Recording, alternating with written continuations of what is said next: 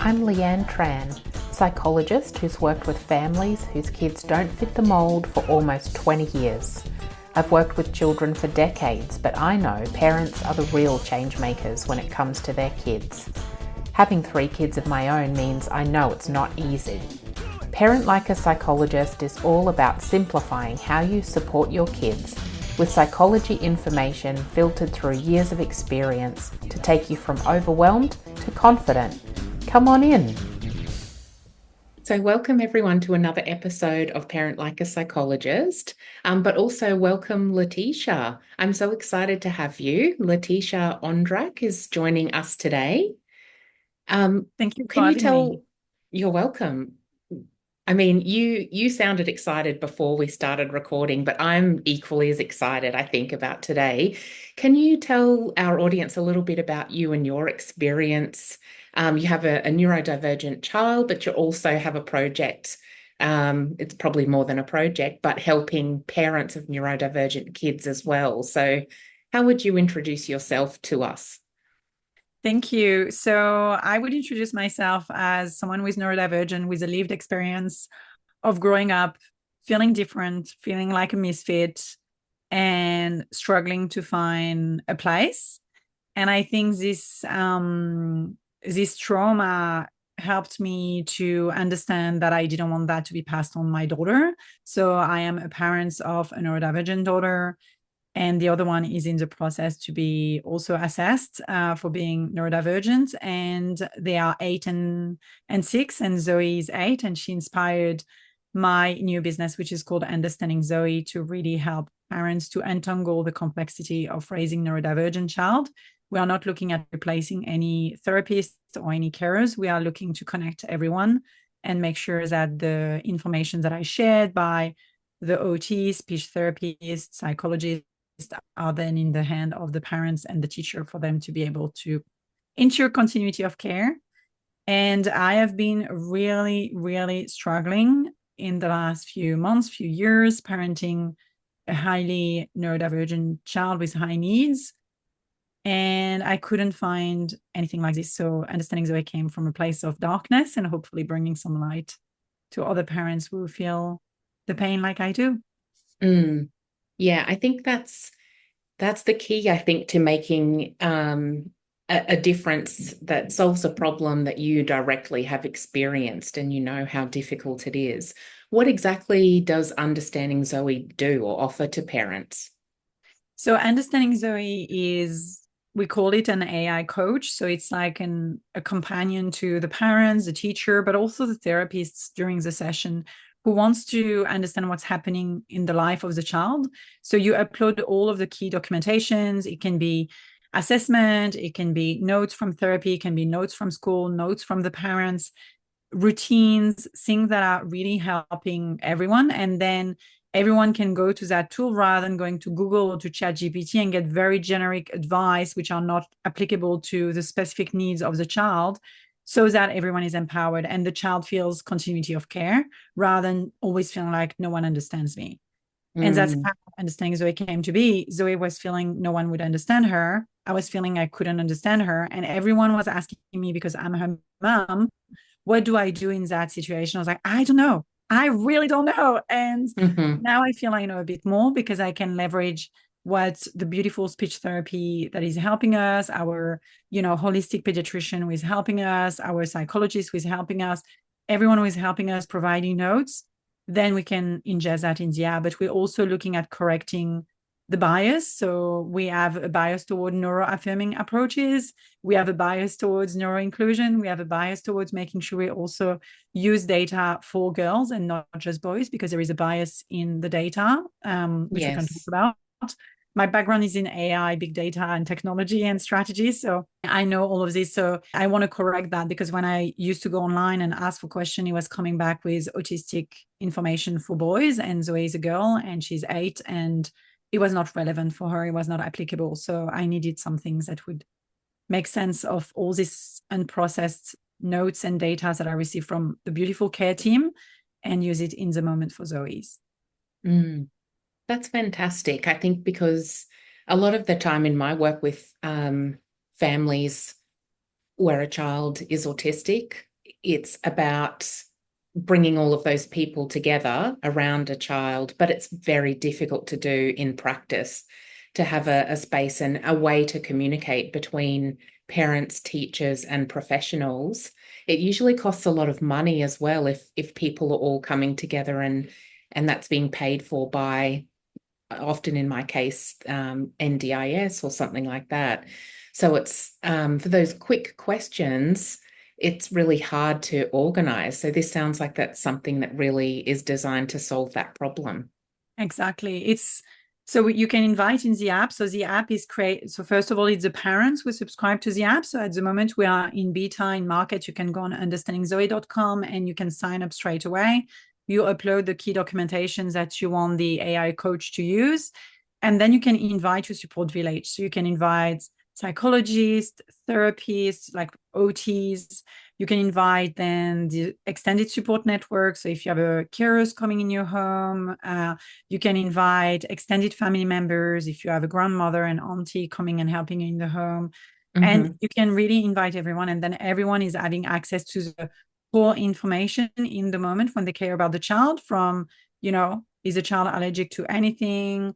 What do I do in that instance? And it's drawing from that knowledge, but the parents are the one who have the master keys, if that makes sense. And they're the one who only have access to the key documentation and so on. The other people in the village only have access to the core information that are needed. So we really want to give the power to the parents, because those parents are knowing that those data are very sensitive, and that's where we want to give them the measure around privacy and security, and then inviting whoever they want in their village, but they can remove them anytime. If a support worker is coming for a few weeks and then they change support workers, they can delete this one and get access to another one. If they want to delete a document because it's not a routine or a strategy or a framework that's working anymore with their child, they can remove it and upload a more recent document. And very soon they can add notes and start communicating with everyone through the platform. So yeah, it's a pain that I was feeling. I was feeling like really, really suffocated by everyone so well-intentioned and asking me questions and giving me advice, but then I didn't know in the moment how to react and what to say. So I call it being my second brain and my kind of ability to parent like a psychologist, actually, by leveraging the beautiful information that we have in our hands, but are stuck in email thread rather than being ready to be used. Yeah.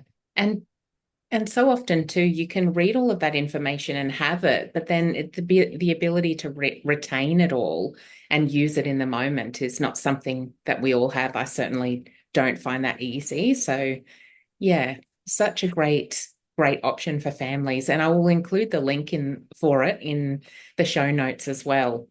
Thank you. And actually, it all came because of my own neurodivergency. When Zoe would react in ways that I didn't know how to react, I would usually try and sit down with her and co-regulate, but then I was feeling super powerless, not knowing what to do next. Whereas now I can quickly, while I cuddle her, I take my phone and I type quickly the question, like, what do I do in that instance? What was recommended by any of her therapists? And then it's like, oh, you can make her, blow all of her feelings in a balloon and watch the balloon flying away. And then we do this exercise, which she may have done with her OT or her speech therapist or a child psychologist at some point. So she remembers it and we do it together. So I am not able in that moment to go through the amount of information or remember, like using not my reptilian brain, but the brain that will remember those kind of information.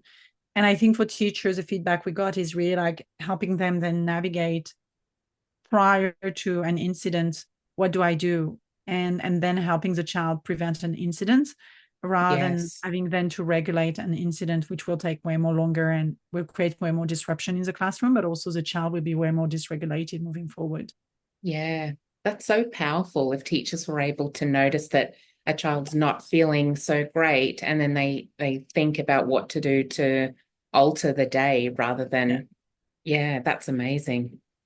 I think, you mentioned the reptilian brain too, and I think it's always I say to kids that when they are upset, it's like their problem-solving ability divides in half, and I think that we're the same as parents as well. But can you give us a little bit of insight into what it's like for you being a neurodivergent parent of a neurodivergent child? It's a very common experience. As you know, these things are genetic. But Yeah. I'm interested, there's bound to be other parents listening who are in that exact position. Sharing your experience and any advice you have would be helpful for them. Yes. So there were two parts in my journey. They were the before understanding Zoe and the after understanding Zoe. And the before understanding Zoe was feeling completely lost and being willing to quit his job, but I couldn't. Like I Mm-hmm. just want to quit parenting. And I feel so guilty saying that out loud, but this is really how I felt. I was like, I just want to quit. And I was entering this state of deep depression and being like, this is so hard. I just don't know how to help her thrive and how to thrive myself. But it's also reopening some wound in yourself as a parent if you were neurodivergent and if you have your own wounding, your own, trauma, the own gaslighting, the own bullying at school, the own, like every time Zoe would share some of those things, um, I was feeling myself having this turmoil, this internal turmoil. So despite Mm-hmm. having a psychologist and having a safe team to share with, and I was really in the moment very disempowered. So my strategies at that time was really trying to make space for my own rituals. So going for walks by myself, writing in my journal, doing some breath work, having a cold shower in the morning, like really trying to make micro moments of recharging myself, doing yoga nidra a lot at night, even though she's 8. So, which we know is some things that happen with a lot of autistic kids. I didn't know that before. I just Right. thought that I was a bad parent before I found the right psychologist to explain that to me. But Mm-hmm. despite knowing all of this, I was in the moment really disempowered. And then there is an after getting understanding Zoe, which is now I feel that I get the keys, if that makes sense. I know how to react and I can leverage in those moments the right approach, the right neuro affirming approach to help Zoe. Mm-hmm. And I can have this person by my side, even though it's not a person, but this thing by my side, which is drawing onto the knowledge of a person that I trust, that is part of the care team of Zoe. And so that I find like outside of the therapy room, I can support Zoe and I feel more equipped. But also I stop feeling like everyone is asking me what to do. And I can say, hey, ask understanding Zoe, because actually I don't have all the answer. I'm figuring out myself. So Mm-hmm. it's been a big weight lifted from my shoulder. And I had actually like big backache and headache, all of the aches that you can imagine. And now I feel like the ache are gone. Mm-hmm. So we're entering a new phase now where I feel lighter, I feel more supported. And every therapist now who are working in the care of Zoe are also across things. So they stop asking me, so what is happening with Zoe's life right now? And what is she doing with this therapist? And I'm like, just ask understanding Zoe. So Yeah. I feel much better. But I'm still, I still have moments where it's hard, it's really hard because maybe being neurodivergent myself, when I see her being dysregulated, I really struggle to come from a place of regulation. So I always need to remind myself to breathe and co-regulate with her. And but sometimes, yeah, I feel I'm not the perfect parent because I may be snappy, or I may be overreacting, or I may be over emotional, or I may be oversensitive. All these kind of things that they make you believe that are not the right thing to be. And then I have deep acceptance for it. So yeah, I hope that answer your questions, but it's a It, journey. Hey, it's a yeah, journey. it is. It does. But those things sound like too, it's not just, I don't imagine that's just coming from your neurodivergence. That's an experience lots of parents have. It's hard to be calm. We all snap sometimes. It's really difficult. Thank you. But yeah, Thank you for of saying that. course, of course. There will not be a parent listening who hasn't experienced and done some of those things. I'm Mm. sure of that. Yeah. Um, and so I'm interested to hear how, I guess, are there things about your parenting that you've changed to help Zoe more? Yes. Yes. Such a good question.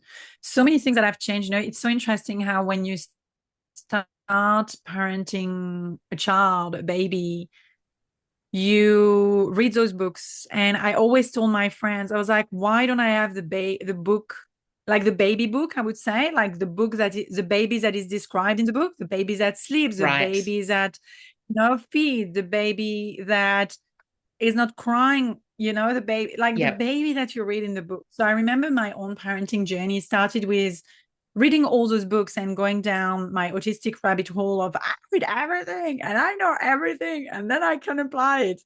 This sense of I'm going to be in control, but actually, no, I was really Right. not in control. So I think my parenting journey started with really trying to find in the books some solutions in the conversation with friends who had kids who were having different needs to the complex needs of Zoe, or different needs because every child is different anyway.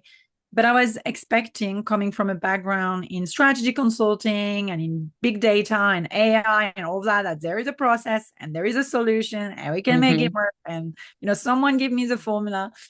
But they were not a formula. And it took me a few years to actually understand that they were not a formula. But that was the beginning of my parenting journey until I kind of let go and I just decided to trust myself and trust my Mm, intuition and trust that I had the tool in me to understand Zoe, and in moments that I don't understand her, letting go of the expectation of always understanding her, but also trying to be present for her in a way that experts would, who knows her really well, not in a book, but like the OTs, the speech, the pediatrician, like people who know her so well and it's their level of expertise, to leverage that expertise as well, rather than looking for generic book around, how to get your baby to sleep or how to diversify right. their food. Or so they were really this journey of from standardized to personalized and Mm, from theory to action. And I feel like now I'm more in the personalized, in the action, in the lived experience, in this neuro affirming way as well, because there's so many people also who are like, oh, if your child is not sleeping, it's because you did co-sleeping for too long, or it's because you did this for too long, or you're creating codependency, and then you're like, no, actually, she's so anxious that mm, she needs us. And that's okay if she wakes me up 2 or 3 times at night at 8 and I need to go back and cuddle her and she needs to potentially co-sleep. And I will do it. But for a long time, I was like, oh my gosh, something is wrong. I'm yeah. doing something wrong. Because in the books, kids are supposed to sleep. Yeah, that's So right. yeah, so like this journey of parenting was really a journey of self-discovery as well, because through parenting, Zoe, I discovered so many things about myself.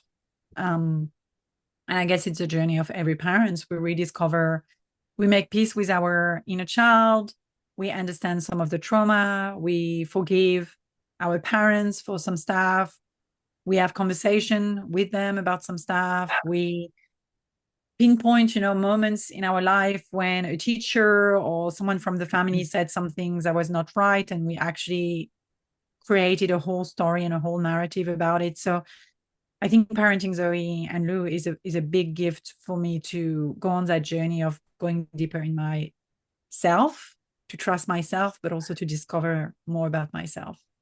Yeah, that is so true. I think um, you don't look inside yourself so much as when you're parenting a young child. Yeah.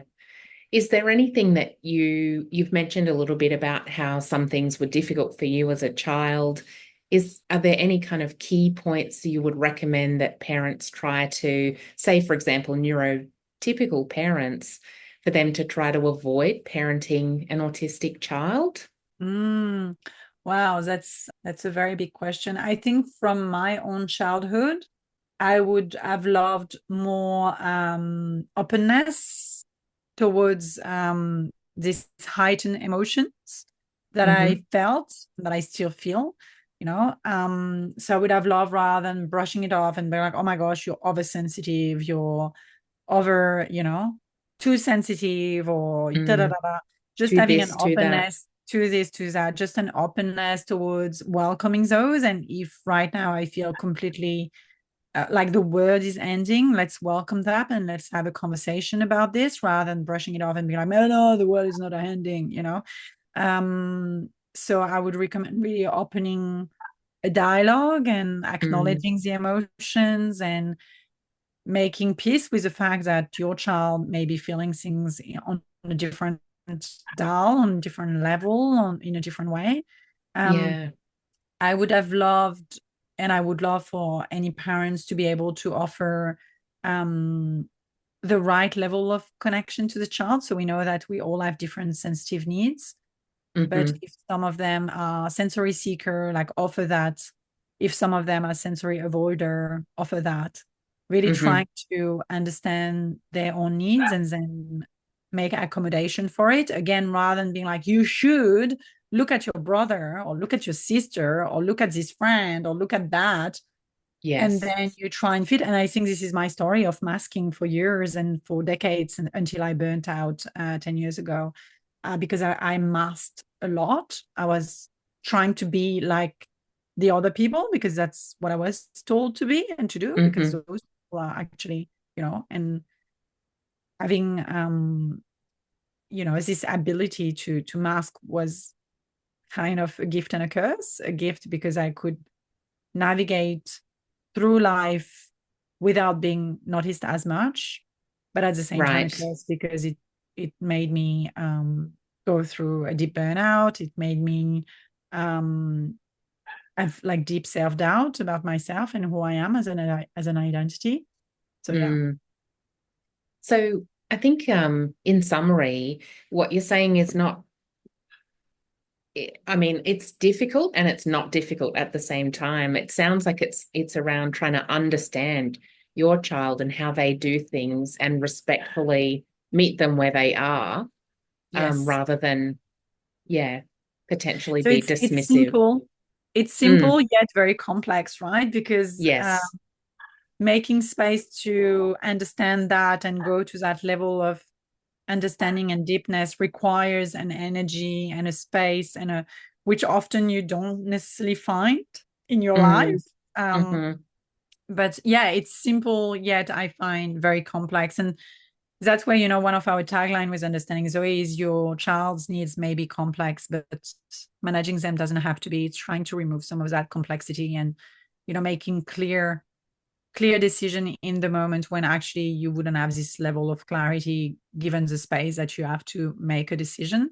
I find with parenting, I used to work in strategy consulting where we made decision in a second, which have an impact for millions and billions of dollars. But I feel with kids, it's kind of the same thing. Like you make decision in a second, which then have an impact for their whole life. And then if you believe like I do in epigenetic, and I'm trained as a psychodrama therapist, which is all about, looking at your systems and you're looking at the influence of your family and all those kind of things, we know that it has an impact in the long term. Yet we make the second, like, chick, and we have to react. So my wish is for all of us to be able to react in this glimpse of a second in the best possible way. And it's really hard sometimes to do that. Yeah, that's where I think understanding Zoe is such an important piece, because it's like having a person to ask.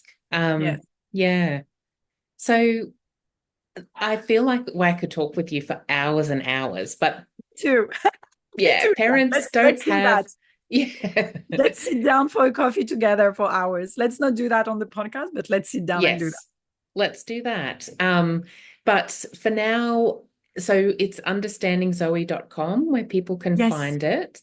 And this is a bit that blew me away, that you were saying that it's $10 a month for families. That's an incredibly well-priced resource for, if you think about all the potential that has in day-to-day life for a child, a parent, and school as well.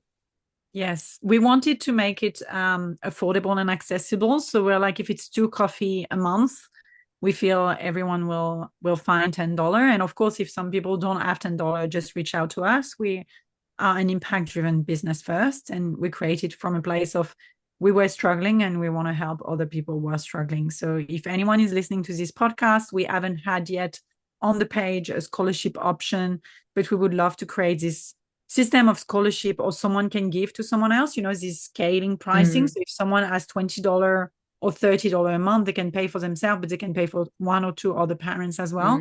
So trying to create this sense of real community. And why do we make people pay and we don't do it free?